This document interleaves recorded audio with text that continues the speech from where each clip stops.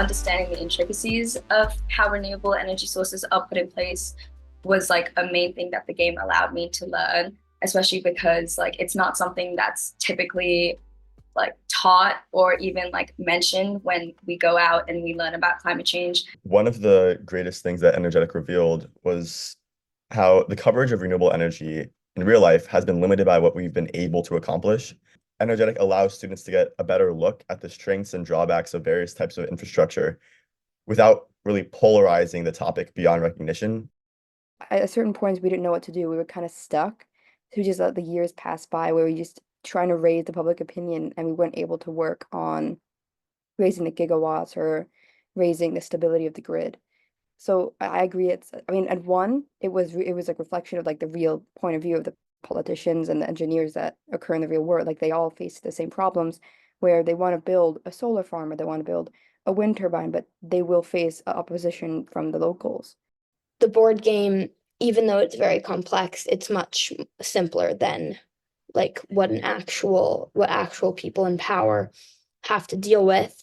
And like politicians, we went into the game with just like the perspective, just the climate perspective in mind. And politicians have to deal with a variety of issues.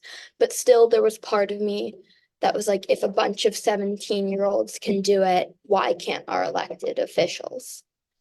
Feel like reading it, I feel like we don't have enough substance to understand kind of the impacts of climate actions, but I feel like doing it ourselves and kind of practicing in this simulation, I feel like made us think more about it and how it actually has a real impact. The more times we play the game, I feel like the more we understand how much it's up to us to kind of dictate what happens to the climate in the next couple decades.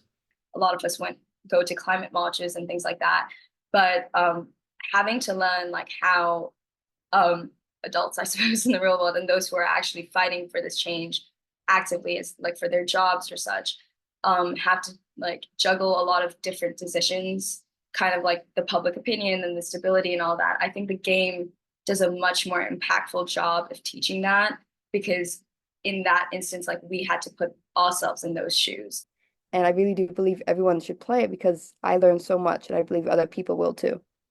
But we also like made it a little bit of a competition between us, so that was really fun. And I think it was probably one of the most fun weeks we had in class this entire semester. So Thank you.